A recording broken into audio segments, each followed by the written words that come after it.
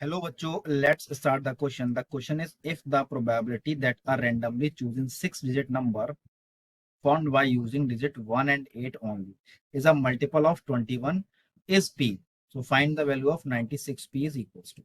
तो अब इस क्वेश्चन के हम की कंसेप्ट के बारे में डिस्कस कर लेते हैं कि की कंसेप्ट क्या होगा। की कॉन्सेप्ट, तो ये हमारे पास बेसिक जो फॉर्मूला है प्रोबेबिलिटी का वो क्या होता है आपका टोटल फेवरेबल आउटकम।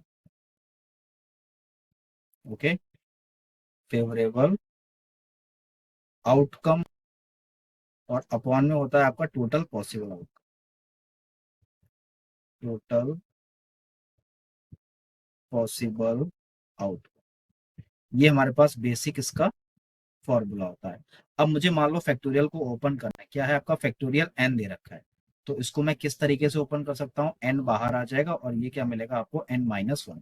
तो इस तरह से हम फैक्टोरियल को ओपन करते हैं। अब क्वेश्चन में क्या पूछा गया है कि 6 डिजिट नंबर है, तो 6 डिजिट नंबर के लिए हमने एक बॉक्स बना लिया, ये है हमारे पास। तो ये आपका 1 हो जाएगा, 2 हो जाएगा, 3, 4, 5 और 6 हो। ठीक है। अब इन बॉक्सेस में मुझे क्या है, या तो मैं 1 रखना है या तो आपको 8 रखना है। तो उसके कितने तरीके हो सकते हैं, तो अगर मैं पहले बॉक्स की बात करूं तो 1 को एक तरीका रख सकता हूं, ऐसे ही 8 को एक तरीके से रख सकता हूं। तो ये हमारे पास इसके कितने हो गए, पहले बॉक्स में रखने के 1 और 8 को 2 तरीके हो गए। ऐसे ही इसमें 1 रख सकता हूँ और 8 रख सकता हूँ, इसके भी 2 तरीके हो गए। इसके भी 2 तरीके हो जाएंगे, इसके भी 2 और इसके भी 2 और इसके भी 2। तो टोटल कितने हो गए आपके 2 की पावर 6 हो गए। अब 2 की पावर 6 को अगर मैं सॉल्व करूंगा तो यहाँ से मुझे क्या मिलेगा, 64 मिलेगा। ये हमारे पास क्या आ गए, टोटल पॉसिबल आउटकम निकल के आ गए इस क्वेश्चन में कि हमारे पास टोटल नंबर कितने होंगे। अब उन टोटल नंबरों में से हमें सेलेक्ट करना है कि मल्टीपल ऑफ 21 क्या हो सकते हैं। ठीक है। तो मल्टीपल ऑफ 21 का मतलब क्या हुआ, 21 को मैं क्या लिख सकता हूं आपको 7 into 3 लिख सकता हूं। ओके, तो अगर मैं 7 into 3 की बात करूं तो नंबर हमारे पास क्या है, 7 into 3। तो 3 से नंबर डिविजिबल देखूंगा कि कौन कौन से नंबर डिविजिबल हो सकते हैं। तो अगर मैं फर्स्ट केस की बात करूं तो सारे जो बॉक्सेस हैं उनमें सब में मैंने 1 1 1 1 1 कितना हो जाएगा 3 2 5, और ये टोटल कितने हो गए आपके 6 नंबर हो गए सम करने पर। अब 6 देखो हमारे पास 3 से डिविजिबल है, बिल्कुल है डिविजिबल, तो एक नंबर पर यहां से मिल गया। अब मैंने सेकंड केस में क्या रखा, सभी में मैंने 8 रख दिया, 8 8 8 8 8, तो कितने हो गए 3 2 5 और ये आपका 6। तो 8 6 कितना होता है आपका 48, यानी कि अब टोटल का सम करा तो यहाँ से 48 मिला। 48 भी क्या है आपका 3 से डिविजिबल हो सकता है, बिल्कुल होगा। जब 3 से डिविजिबल 7 से भी होगा, तो यहाँ पे एक नंबर आपको ये मिल गया। अब मैंने थर्ड केस में क्या लिया कि अगर मैंने यहाँ पे 8 ले लिया, यहाँ पे 8 ले लिया, यहाँ पे 8 ले लिया, यहाँ पे 8 और यहाँ पे 8 और यहाँ पे मैंने 1 ले लिया, तो टोटल कितने होगा 5 8 होगा, तो 8 5 से कितना होता है 40, और टोटल सम कितना हो जाएगा 41। अब 41 को अगर मैं 3 से डिविजिबल करूंगा तो वो डिविजिबल नहीं। फोर्थ केस ले लेते हैं, यहाँ पे मैंने 8 ले लिया, यहाँ पे 8, यहाँ पे 8, यहाँ पे, और यहाँ पे मैंने सॉरी यहाँ पे मैंने 1 ले लिया और यहाँ पे मैंने 1 ले लिया।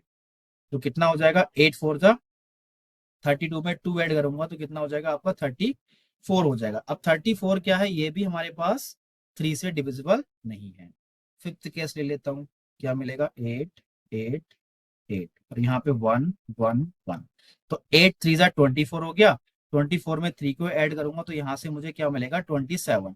अब 27 को मैं अगर 3 से डिविजिबल करता हूँ तो वो क्या हो जाएगा डिविजिबल हो जाएगा। अब हमारे पास टोटल नंबर कितने हैं 6, तो क्या हो जाएगा फैक्टोरियल 6 मिलेगा। और अपॉन में क्या हो जाएगा, कितने बार रिपीट हो रहा है 3 बार, तो यहाँ पे क्या हो जाएगा फैक्टोरियल 3 हो जाएगा। ऐसे ही 1 भी हमारे पास 3 बार रिपीट हो रहा है, तो यहाँ पे भी क्या हो जाएगा फैक्टोरियल 3 हो जाएगा। अब मैं फैक्टोरियल 6 को ओपन करता हूँ according to the key concept, 6 into 5 into 4 factorial 3, और अपॉन में आ जाएगा फैक्टोरियल 3 को मैंने ओपन करा तो 3 into 2 into 1, और ये हो जाएगा फैक्टोरियल 3, ये कैंसिल हो जाएगा। और 3 2 जा 6, 6 से 6 कैंसिल हो गया, और 5 4 जा कितना हो जाएगा, टोटल आपके कितने नंबर आ जाएंगे यहाँ से 20 नंबर आ जाएंगे।